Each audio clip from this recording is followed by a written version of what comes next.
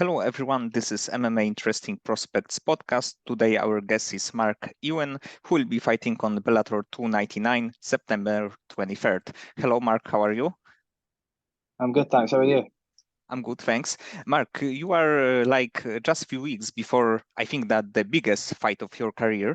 So if you can tell, what do you think about this opponent and how your camp is going right now? To be honest, the opponent is irrelevant to me. They always are. But at the camp's been going good. This is probably, like I say, this is probably the biggest opportunity I've had in my career, and I'm treating it like that. I'm training for it like that. Obviously, I respect Noah. I respect the opponent, but I don't look too far into the opponent and worry about them. I focus on me and my skill set and make sure I can come in the best prepared I can be. And like I said, this is the biggest opportunity of my career. So I'm coming in the best shape possible. You will definitely see the best version of me in there on the 23rd of September. And I'm feeling good, ready to roll, itching to get in there. I've not fought since last December, my last fight. So I'm eager to get back in there and put on a real spectacle for the fans, the Irish crowd. I'm excited to go in and put on a really good show. And this is actually a quite a big show because it's of course it's Bellator, but also there is a World Championship fight on the card. We will have Aaron Pico, who is also one of the future of MMA. So I think that overall it's good for you to be on such a big card. 100%. I'm a big fan of MMA as well as a fighter, so I'm going to win this fight, and I'm going to sit in the crowd and watch and enjoy the show. I'm going to watch Aaron Pico. I think it's Fez, and then you've got Mads Burnell, Pedro Carvalho, Fabian Edwards, Johnny Elpin. It's a great card, so I'm just going to sit and enjoy it after. And like I said, I think it's a really good show for me to be on. I've got a bit of a chip on my shoulder as well because they put me on second fight. Must think that I'm just like some average fighter, but I'm going to showcase and show them that I'm not. Like I want to be up on the main cards and up higher on the card. You know what I mean? And mixing it up with the best of them. And did you fought before in Ireland? No, I've never fought an arm before. I've been to this show before. I went to corner a teammate on this exact show in the exact arena, but I've not fought here. It was once one of my goals, and now it's coming to fruition. So I'm So excited. overall, the fans can, I believe, can expect a finish from you because overall you are a finisher. Yes, exactly. Every time I'm a clinical finisher, not just a finisher, but I do it clinically educated, it's smart, it's calculated. I just dispatch guys very quickly and very cerebral with my fighting style. So you can expect a finish, 100%, and hopefully the fans go wild, and I'll embrace the atmosphere and just really soak it all in. I'm excited for that. Yes, but not only your style is like fan friendly, but like I believe that you finish all wins that you have. I checked on Topology, like your Every amateur single record, win. and so it's crazy. Yeah, I don't fuck around, mate. It's as simple as that. I do not mess around.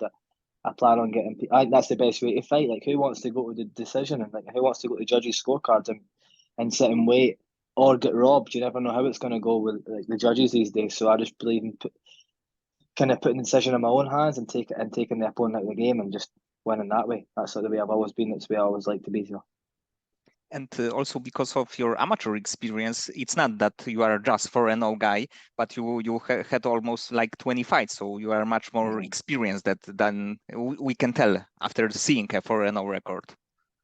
Yeah, definitely. I fought Muay Thai. I was 5-0-1 in Muay Thai. So there was like 6 fights in Muay Thai, and I had 15 fights, amateur fights. I was number one in the UK and Ireland as an amateur.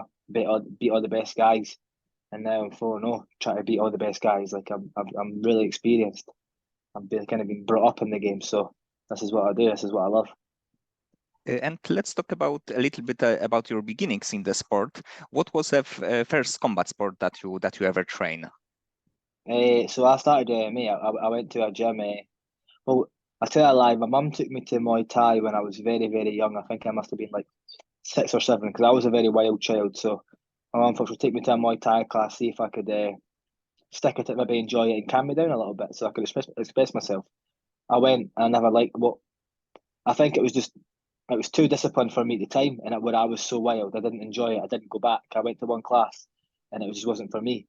When I was quite a wild child, I went away. Obviously, I grew up. I think I went back when I was 16 years of age to an MMA class with one of my friends because I always wanted to kind of try it. I wanted to go back and there's something deep inside me that always believed it was for me. I knew I would find my way back to combat sports. I always thought I was going to be a combat sports athlete. That was my dreams. Even though I hadn't even really stepped foot in a gym or that for like nearly 10 years. But when I went back to an MMA class in Falkirk, in my hometown, I've never looked back since. I started one class and was like, "This is for me. This is where I'm meant to be. It feels right."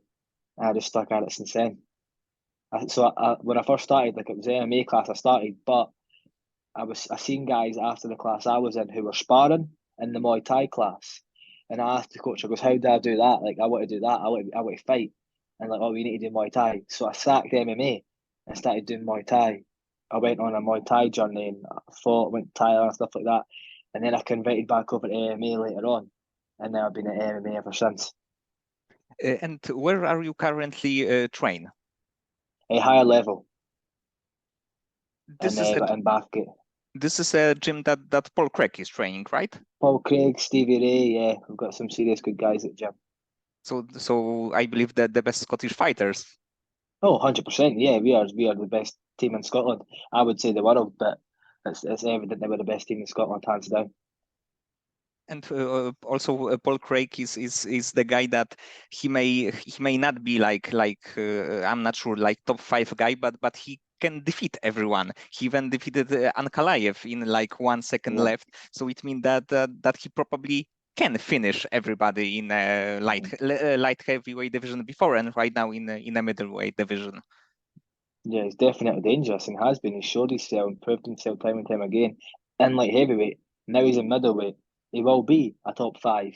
He will go on to try and be a champion. That is his goals and aspirations. Like that, and I believe he will. He's a teammate of mine. He trains, hustles like us. So I've got to back him. I've got to believe him. We all bleed, we all sweat, we all get the work in, and we all push each other. So I believe in him. Yes, and he's only one of, let's say, 2 or 3 guys who is like super dangerous from his back. Right now in MMA, Very dangerous. it's hard to submit somebody, but I believe that him and maybe Charles Oliveira are the only one that can do it like regularly. Yeah, definitely. He's one of the best of his back. Like they said, look who he's beat: Ankalaev, Jamal Hill. Like look at the names. Where are they in the rankings of light heavyweight? Basically, like 1 and 2 in it, like champion and one of the top contenders. Like he's definitely up there. He's always dangerous. And right now you are in a world of MMA for let's say long time. So what is one thing that you think that you need to improve the most right now? What do I need to improve the most? As in my skill set. Yes. Maybe just blending it all together. I think you can never. I believe I'm very, very well rounded. I truly believe that my wrestling and grappling, people have never seen that, but I truly believe it's shit hot. When people see me grapple and wrestle and that, like it's different. Like I'm good. My striking's obviously very evident because every fight starts from the feet, and I believe in. I've always had an inclination, and the way I fight is always on my own terms. Do you know what I mean? So I won't grapple unless I don't want to grapple. Like I'll strike if I want to strike. It's all on my terms. So if you shoot on me, I don't want to grapple. I'm just going to sprawl and get right back up, or I'm just going to, or if I want to shoot on you, I'll shoot on you. But I've never had the inclination to shoot on anybody yet. But I think I will soon start showing my grappling pedigree and start taking guys down and submitting them because I want to showcase to the fans that I can do it all. I'm not just a striker. I've got seriously good grappling. So you can expect me to be wrestling in that very, very soon and showing people my grappling. Yes, you are a very good striker with many submission on your records. It's a little bit Exactly. like Donald Cerrone. He also was a great striker, but I believe that he had more wins by submission than by knockouts. I never really knew that actually. I don't mind Dodd. I think he's okay. He's an okay fighter, but I believe I'll be better. Like, obviously, he is a legend of the sport, but he's a legend of the sport because all the best guys have beaten him. I believe. I don't want to be that type of guy. I want to be the best guys. Do you know what I mean? I want to be a world champion. I want to be number one of the greatest of all time. So hopefully, we'll surpass Donald Cerrone. And what is a plan for you for let's say next year? Oh, activity. I plan on beating Noah here and try and get another fight before the end of the year. And then next year, I want at least 4 fights in a year. That's what I would like. That's the reason. I'm so blessed and so grateful that Bellator have signed me because they can guarantee me certainty now. The one thing I struggled with in my career is getting fights. People would not fight me. It was so hard to get fights. Having discussions with other shows and stuff and promoters and stuff. I just couldn't get fights and I couldn't get certainty. I couldn't get what I needed, and it's activity and experience. I want to climb the ranks and I want to do it not as fast as possible, just at my own pace. And I believe 4 fights a year is easily achievable. The way I train, I'm in the gym year in, year out, like I'm in every single day. I live and breathe MMA. So 4 fights in a year, that's exactly what I'm looking at next year. 2 before the year's out here, another 4 next year. And you'll see, and I wonder where I'll be by the end of that. Do you know what I mean? When it comes to like rankings and stuff, be looking at champion status, mate. I'm going on like I'm not just here to just make up the numbers, make a bit of money, and have good fights and put on a show for the fans. Nah, that's not really that's a byproduct of my fighting style and who I am. But I'm going to be a world champion. That is my goal. That is my aim. And is there the Bellator is like a one-off fight, or this is a longer deal? This is a 2 year deal. I've signed a big contract here with them, so I'll be with them for a while. 2 years. So I think that is great because there are doing a lot of shows in Europe, in Ireland, in also in Great Britain. Yeah, they've got Milan, they've got Paris, London, Birmingham, Dublin, all over the place. So I'm looking just to fight in every single one. Travel the world doing what I love. Why not? Yeah, so you will be picking another wins in Europe and maybe even in US. So I think that being in the US would be also good for your US the fighter and also for your like brand. 100%. Like I would like to fight all over Europe and build my fan base. Like I feel like every country I fight in, I always get more fans from that place because they see my fighting style and they like it and enjoy it. But obviously, the main aim is to get to the States. I would love to get to the States and compete. New York, Vegas, all over the States. That's my dream. Why not? Like I love to travel. I also love to fight. So why not do both? Why that I'm fortunate and lucky enough to be able to do both in this life. You know what I mean? So travel the world and fight in these amazing shows and see countries that I've never experienced before. And do you have a fighter in mind in Bellator that you would like to face after this fight? No, I've not. I've not even really looked at it. I'll need to have a look at the stuff. But right now, I'm looking at Usman Nurmagomedov as a champion. That's the only guy that I can. That's what I'm aiming for. Do you know what I mean? That's who I'm looking at. The guys at the top, Brent Primus, or the guys at the very, very top, Mansour Barnoui. That's who I'm looking at. I'm not looking at the guys that are just kind of starting out. I don't know who they are. Bellator can just feed me whoever, but I know who I'm looking at the top guys. That's where I'm aiming. I'm not selling myself short. And I think that is good. It's I watched your show like Road to Dublin on YouTube. Oh, I think nice. that it's great. It's a great production, and I believe in episode number 2 there was a book about thinking big. Yeah, it's called The Magic of Thinking Big. Yes. Yeah, so I think that this is a mindset from this book that you said that that you have a like champion on your mind, and I think that this is great because it's good to aim very high. Of course, I've always been like that. I've never sold myself short. I've always got big dreams and big aspirations, and I believe the more pressure and the more expectations you have on your shoulder, the more you'll perform and the more you'll kind of rise to that level. But like I read a lot of books. I like to train my mind and learn new stuff and just dream big and aim big. Because why not? Like you only get one shot at this life, and I believe human beings are unimaginably.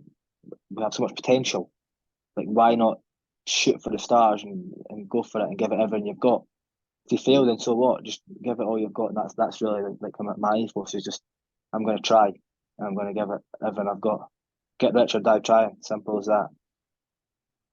Yes, it's always better to try and even fail that than just not trying and quit before like competition. So it's like you will gain either you win or even you lose, but you try. That's it, and learn and grow along the way. That's the biggest thing. Learning and growing and developing to be a better person, a better martial artist. That's the And, plan. and also in the second episode, it was about like goals journal. Go. And if you can tell me how it is organized, is it like long term goals or like for next few months? So that one that you seen, that was just in a journal. So just that was just random goals that came in my head, and maybe the hour or 30 minutes that I was writing them out. Sometimes I do write specific goals. Sometimes I just write whatever comes to my head. But that one was just a bit of everything. So that was like long-term goals of maybe being the greatest fighter that ever lived, or having a private jet, or buying my mum a house in Malibu, or short-term goals like winning my next fight, or learn to do a new skill, learn a new language, stuff like that, make a certain amount of money. Like I just put them all in. I write them all in. But then when it comes to being specific and having like short term, like 1 to 3 months, 3 to 6, 6 to 1 year, I do that as well.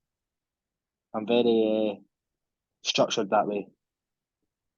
And I think that it's really cool that you like doing this writing on the like notebook, not on the computer. I think that it's also good that you are not like always next to the like computer laptops or something like this, but you are doing this by writing this in a notepad. I'm more into like, I like writing stuff down. I like reading paper books. I don't have a Kindle. I use my phone for like maybe Instagram and posting stuff and building my brand. But if I didn't have to build my brand and promote sponsors, I probably wouldn't have a phone. I'd be off the grid. I'd just be training. But I know there's a power to be made and money to be made by building your brand and exposing yourself and showing people your lifestyle. And that's why I'm doing these vlogs now. I've been wanting to do this for a long time, but I think there's a superpower when it comes to being vulnerable and showing people my deepest, darkest secrets, and showing people what it's like, my daily life, and just showing them everything, because I don't have nothing to hide. I wear my heart on my sleeve. I'm open. I'm authentic, and I think people will admire that. And if they don't admire it and they don't like me, then it doesn't bother me. I'm so not sure of myself, but I'm so at peace with myself that doesn't affect me what you think of me. Do you know what I mean? I'm going to do me regardless. I'm just going to do Mark you, and that's all I can do. That's all I can control. So doing these vlogs and showing people how I live, how I think, what I'm doing, hopefully it inspires people to do the same and just be true to yourself. And do you plan to keep these vlogs after your fight? Yeah, definitely. This will be a start. This is the start of. I'll be doing probably road to every fight, and then eventually documentaries and films. Like I've got big goals. I want to be a world champion. I want there to be films made about me, documentaries and stuff people can see, books and everything written about me. So like I want it all. So this just starting the vlog. This is just a start. This is just getting started. And the photographer does it, Cal Moffat. He's great at what he does. He's a good guy. He's a great guy to have on board, and he's a true friend of mine. So I'll be taking him everywhere with me from now on. You'll see we'll be flying all over the place, and he'll be getting all the content and all the good stuff. So and he helps me. Like without him, how do I show people that this vulnerable side to me, that the actual the true version of Mark Ewan, and show them what it's like behind the scenes? Because people sometimes just think MMA is just a couple of hard guys going in the cage and fighting, tough guys from around the block, but it's not the case. We're world class athletes. Yes, we're fighters and stuff and that too, but the way we train outside of the gym, the way we train in the gym, it's specific, it's structured, it's detailed. There's a lot of thought, there's a lot of stuff that goes into it, and I want people to see everything. So I think he's the man to help me put that on a camera so people can see it. And I think that it also would be interesting for you in the next like a few years to just look back on your career Oh, in the point 100%. that you are right, let's say that you were then, and the improvement that you made. Mm-hmm. Selfishly, that'll be amazing for me. Like, obviously, the goal is to put it out there to to help other people and show them what it's like. But selfishly, I will love to look back on this in years to come, and I definitely will. I'll find myself sitting with Cal with my family, and we'll look back and we'll laugh at these moments and think what it was like to be there and be, like feel the nostalgia and stuff. So I'll definitely will do that. And do you have a fighter in the either UFC or Bellator, the fighter that you like to watch and like pick some things from his fights? I was always a big fan of Israel Adesanya and Sugar Sean O'Malley.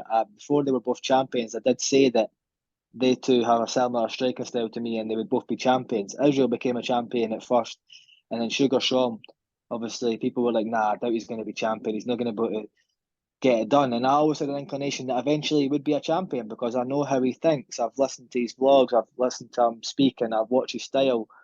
I knew eventually he's going to be a world champion, and he is a world champion now. So that's going to came to fruition. But I'm a big fan of both of them too because they're similar to me. I also like Alex Volkanovski. I like Leon Edwards, he's a big inspiration coming from Birmingham and becoming a world champion from Birmingham. Also like Kamaru Usman. I'm a big fan of the sport. There's loads of guys that I like and take inspiration. I take inspiration from everybody. That's the thing. Like I learn from everybody, even if it's what not to do. Like I'm always watching vlogs. I'm always watching fights. I'm always reading people's books and just learning from not only top athletes in the field of MMA and combat sports, but athletes in like swimming or running or track or successful entrepreneurs in business. I'm learning from everybody. It doesn't matter who it is. I believe in learning and developing and growing as a person.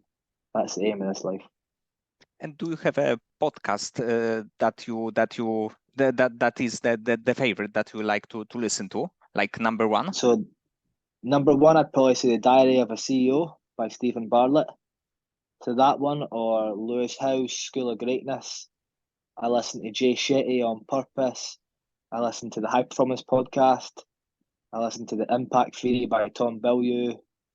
I like Chris Williamson, Wisdom. I've got a few other ones, but I listen to podcasts in the car constantly, so I've got so many. I'm always listening and learning and developing myself. Like I'm saying, this is all I do. This is essentially my job. Just make sure I'm a better version of myself constantly. Yes, and I I think that notice your books in the background there. I see that you're obviously like to read yourself. I think that the podcasts that you mentioned are like quite famous, and they are like really help to improve yourself, like School of Greatness, especially. I think that is a good one. That's one of my favourites, Lewis Howes. I've learned so much from him, like so much. He's very open as well about being vulnerable and being authentic and true to your core and stripping back the layers and just learning who you are, who you truly are, and accepting who you truly are to the core. I'm big on that. Lewis House is probably like he's probably him and obviously Stephen Barrett. That's my favourite ones. That's the ones that I always go to first. He has good guests. He asks good questions. He asks deep questions, and I feel like I always learn something from them. So that's why I always listen to him. And how do you deal with the stress before your fights? How do I deal with the stress? Yes. I don't really stress. That's the problem. I don't let it get to stress. I don't let it get to that point. Do you know what I mean? Obviously, there's nerves because it's a big deal. Essentially, if I make it out to be, sometimes you just need to strip it back and just look at it what it really is. Like it's me and Noah going in there going to have a fight for 15 minutes, and there's going to be a winner, there's going to be a loser, but we're both still going to be able to go home after it. We're still going to have our family, a roof over our head. You just need to rationalize it sometimes and strip it back. It's not a big deal.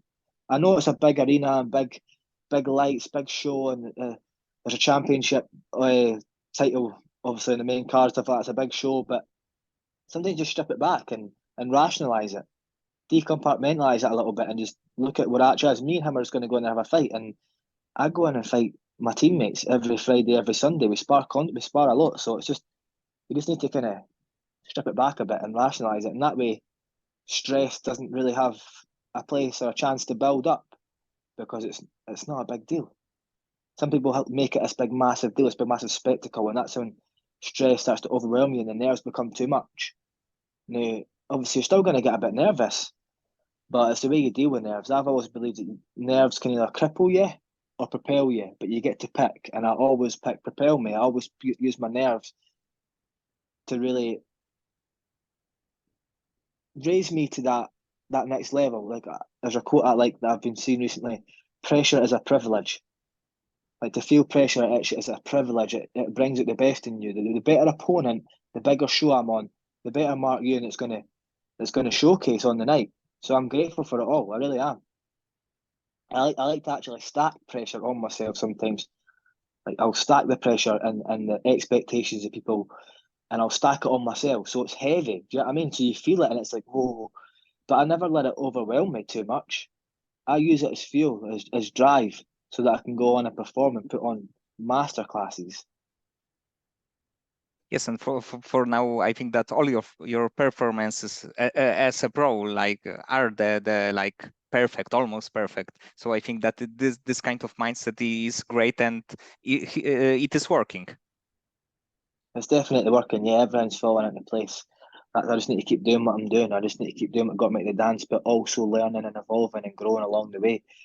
like I say, my performances are nearly perfect. They're always going to be nearly perfect. But there's always room for improvement, and I always see little wee gaps and wee flaws that I'm making that I'm constantly refining with my coach and my team. We're constantly getting better, and I think that's the aim. I think once you realise but once you think that you know it all and you think you're the complete fighter, that's when you slow down, that's when you burn out, and that's when you get finished and you're left behind. You need to always be learning in this game. The young kill the old as well, so it's constantly just evolving and growing and getting better and aiming for perfection, but knowing that it's never quite within your reach, I believe. Yes, like perfection is kind of the concept. It's like you can be very close to it, but it's like almost impossible to be perfect. But you can try to be as close as you can. That's it. Perfection is an illusion, but it's an illusion that everyone believes in, and everyone's trying to accumulate and trying to get. Everyone's aiming for perfection. It's always going to be the case, and that's what brings out the best in you. If you're always aiming for perfection, then you're constantly going to be getting better, and there's constantly that little. Even if you're nearly perfect, there's always this little gap where you can get better. And there's always somewhere where you can get better. You're always evolving, you're growing, and you're progressing, and that is the aim. And last question, it's outside of fighting. If you can start any kind of business, let's say that you have unlimited amount of money, what kind of business would you like to start? First of all, I believe the mindset, the values and principles, and that MMA has taught and instilled in me. I could leave MMA right now and go into any field and be successful. Any field in the world, I believe, because of the mindset and stuff that it's gave me. But obviously, when I'm done with fighting, I believe I will have a good amount of money. I'm going to look at going into business season, starting business season, do stuff like that to keep me busy and keep me progressing and developing. But if I could go into any business right now, I love fashion. I'm big into fashion. I like fashion and I like big houses. So either fashion or real estate, I believe. That's what interests me. So after ending your career, after being a champion, it's like another like a part of the game that you can like evolve and be best. Of course, yeah. Say I get out mid-30s, say I get the game mid-30s, I've still got half my life to go. Do you know what I mean? Like I've only lived 35 years. I want to live till, let's say, I'm 100. I've still got another so many years. So why not look at another craft to try and master and work at that? So that I'll be looking at getting into the fashion industry or the real estate game or the hotels or restaurants, stuff that interests me and stuff that I feel like there's areas for me to grow. I believe you need to have an interest though. When I was young, I wandered aimlessly. I was a young wild kid, but now that I've realised that when I find something that interests me, I go all in and I do well. So I need to find something that really, really interests me. And like I said, fashion and real estate and houses, stuff like that does making money also interests me. So I'll definitely be getting about that, and I'll be giving it the same type of determination, resilience, and everything that I do with fighting to these other aspects of life. And I believe I'll just be just as successful if I do that. Okay, Mark, so many thanks for this conversation. I know that fans can expect a finish from you in your fight because this is what you do.